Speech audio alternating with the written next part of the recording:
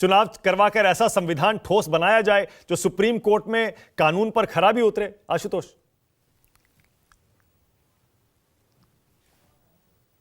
Unmute कर लीजिए Ashutosh. Speaker के आज के फैसले ने विवाद ज्यादा खड़ा कर दिया है, समस्या का समाधान बिल्कुल नहीं हुआ। समस्या का एक ही समाधान हुआ है, वो ये कि शिंदे सरकार बरकरार रहेगी और उसमें जो कुछ भी 21 जून को किया गया था बिल्कुल सही था, लेजिटिमेट था, संविधान के मुताबिक था।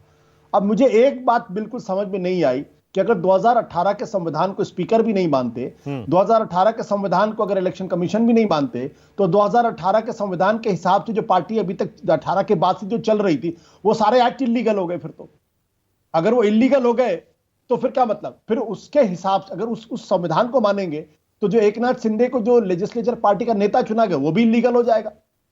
ये मुझे लगता है कि बवाल ज्यादा खड़ा हो गया इसमें।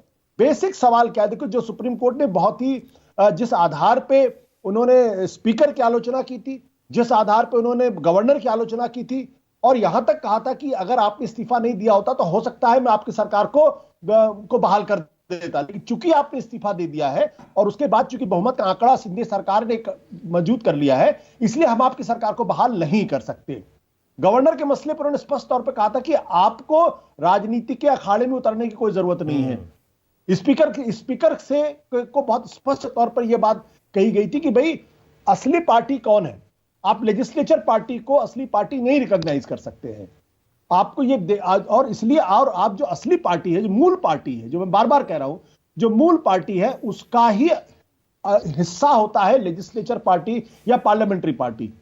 अगर आप ये कहेंगे कि लेजिस्लेचर पार्टी अपने आप में एक स्वतंत्र इकाई है, अगर वो स्वतंत्र इकाई है तो फिर तो कांग्रेस पार्टी, जैसे मान लीजिए कि पार्लियामेंट में मल्लिकार्जुन खड़गे उसका वो है अधीर रंजन चौधरी, वो कहेंगे भाई हम असली कांग्रेस हम है, तो जो सोनिया गांधी वाली कांग्रेस होगी उसका क्या होगा फिर?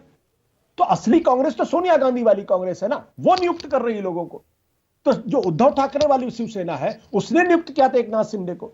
अगर आप लेजिस्लेचर पार्टी को नियुक्त कर देंगे तो असली पार्टी का कंसेप्ट ही खत्म हो जाएगा।